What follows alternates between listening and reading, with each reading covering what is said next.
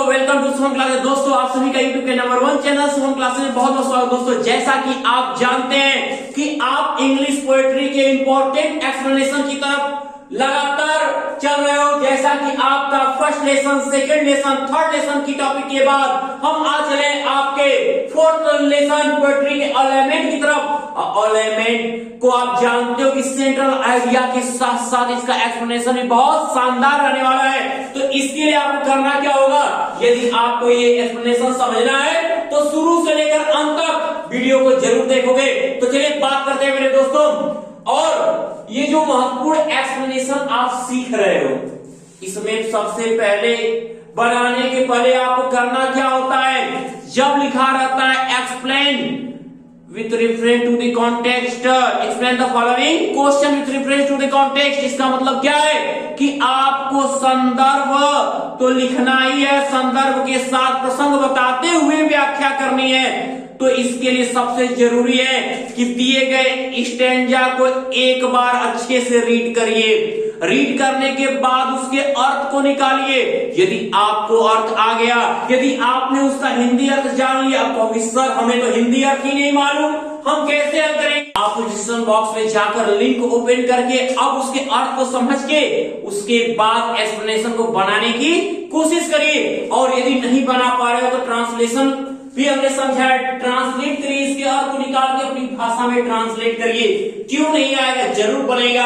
तो चलिए, इससे इंपॉर्टेंट एक्सप्लेनेशन पहले है क्या, जैसा कि पहला आपको ये दिख रहा होगा और ये दूसरा, दो ही स्टेंजा है और बहुत शानदार स्टेंजा। दो स्टेंजा को आसानी से तैयार किया जा सकता है। लास्ट वीडियो में मैंने आपको ओवर्ड और लाइफ वाली स्टेंजा को मैंने हल कराया हुआ है, उसको भी देख लीजिए। अब इसकी बात कर ले कि आउट ऑफ द डे से लेकर नेवर मोर तक। तो इसका जो आप जानते हो कि इस कवि क्या दुख से पीड़ित, आप उन्होंने मान लिया कि वो इस दुनिया में रहने वाले नहीं है। तो जिस व्यक्ति को आभास हो जाता है कि वो इस दुनिया में नहीं रहेगा, उसे क्या लगता है, उसे लगता है कि वो दुनिया में कोई खुशी बची ही नहीं। हर खुशी, अगर कोई भी खुशी का कार्यक्रम उसके सामने होगा तो उसे दुख ही पहुंचेगा, उसे चोट ही लगेगी।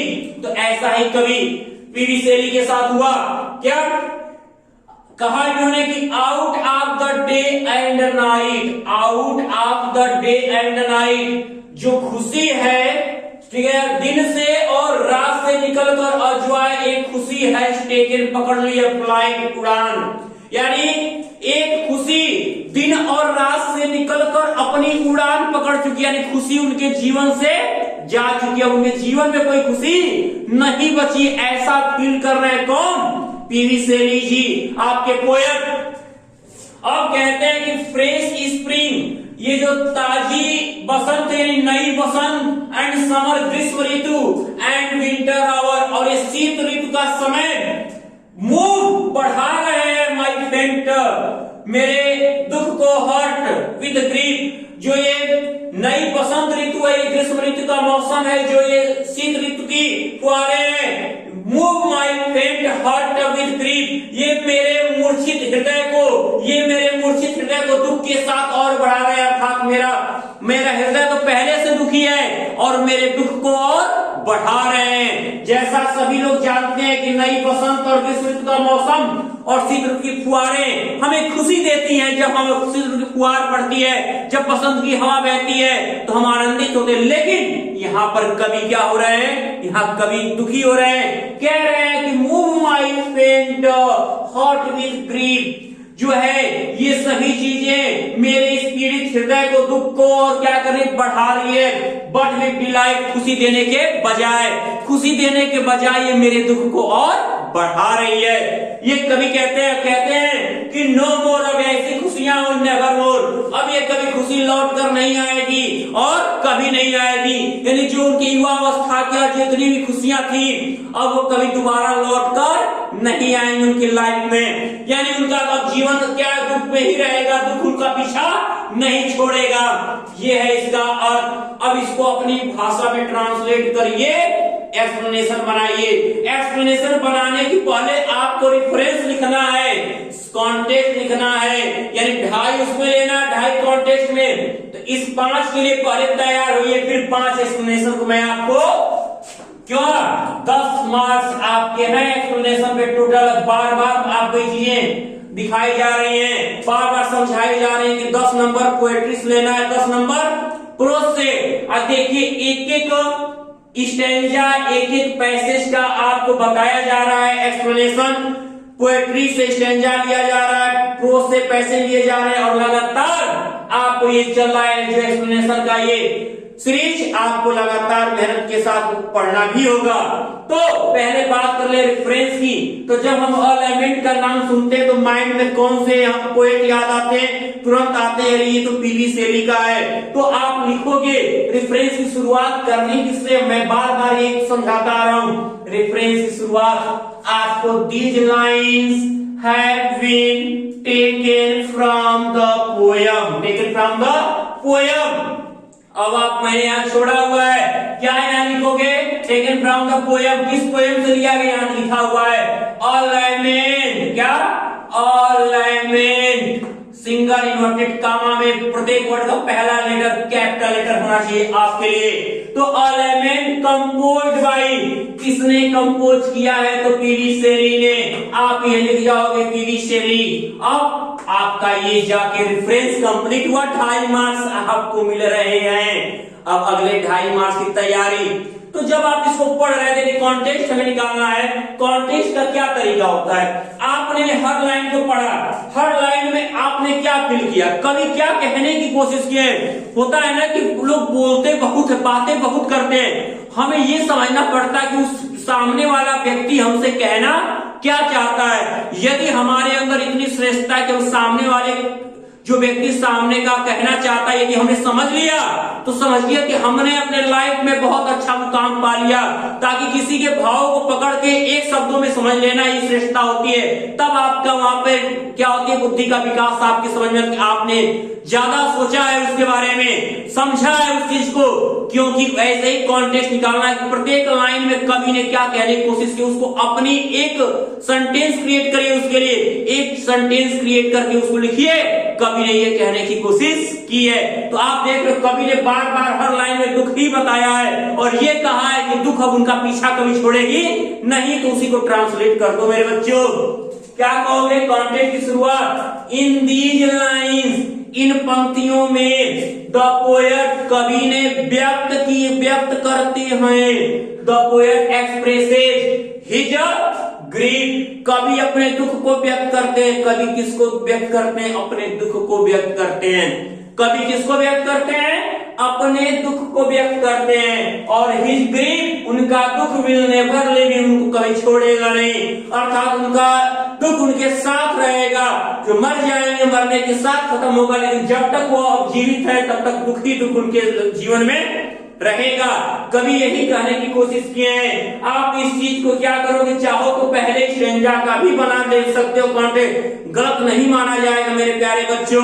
बस थोड़ा सा चेंज करके लिखना चाहते हो तो मैंने वो बताया हुआ है लास्ट वीडियो में। अलाइनमेंट का जो फर्स्ट स्टैंजा मैंने सॉल्व कराया, देख लीजिएगा उस वीडियो को जरूर से आप। और अगर हम बात करें अगले टर्म की, 2.5 मार्क्स के 2.5 आपके 5 मिल चुके हैं। अब बारी कितने की है? 5 की। तो 5 में अगर हम देखें तो एक्सप्लेनेशन की इसकी बात अगर करते हैं तो पहले हम क्या देख रहे हैं? लिखा है कि out of the day and night a joy has taken flight, एक खुशी जो है दिन से और रात से निकलकर उड़ान भर चुकी है। यानी कवि कहना चाहते हैं कि उन्हें ये महसूस होता है ना तो उन्हें दिन में खुशी हो रही है और ना ही रात में खुशी हो रही है, वो हर समय क्या है? दुख ही दुख में रह रहे हैं। तो ट्रांसलेट हम करते हैं। हम शुरुआत कैसे करते हैं बच्चों? एक्सप्लेनेशन की देखिएगा। द पोएट सेज दैट, कवि कहते हैं कि ही फील्स, उन्हें अनुभव होता है कि जॉय खुशी, नाइदर इन द डे, ना तो दिन में रही और ना इन द नाइट, ना रात में। उन्हें ये महसूस होता है, कवि ये कहना चाहते हैं कि Joy neither in the day nor in the night, खुशी अब ना तो दिन में रही है और ना ही रात में रही है। इसका मतलब यहाँ लिखा है कि हैज टेकन फ्लाइट, यानी क्या? जॉय हैज लेफ्ट हिम, खुशी ने उनको छोड़ दिया है। खुशी ने उनको छोड़ दिया है। खुशी मतलब प्रसन्नता से अर्थ लीजिएगा यहाँ पे, प्रसन्नता यानी उनके जीवन में जो आनंद है वो खत्म हो चुका है।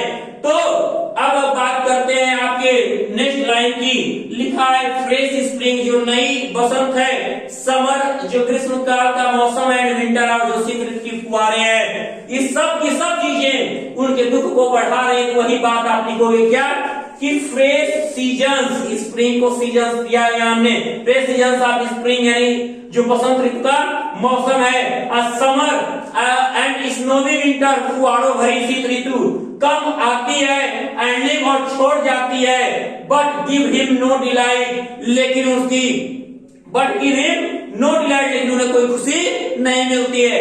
कहना क्या चाह रहे हैं कि जो बसंत ऋतु का मौसम, ग्रीष्म काल का मौसम और ये फुहारों भरी शीत ऋतु आती तो है और चली भी जाती है, लेकिन उनको आनंदित नहीं कर पाती है, क्योंकि वो तो दुख से पड़े हुए हैं। उन्हें उनके जीवन में उन्होंने मान लिया कि उनको इस जीवन में रहना नहीं है, वो डिप्रेशन की शिकार हो चुके हैं। कौन? पीबी शैली जी। अब बात करते हैं आपके अगले लाइन की। इस लाइन को हो गया कि दुख तो देती है लेकिन खुशी नहीं देती है। मैंने उसको यहाँ पे क्लियर किया कि अपनी भाषा में कि fresh seasons of spring, summer and snowy winter come and live, आती तो है चली जाती है, but give him no delight, लेकिन कोई खुशियां नहीं दे पाती है।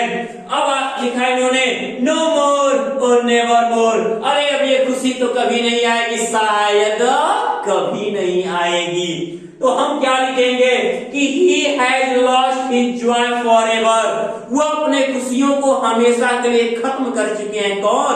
पीबी शैली जी।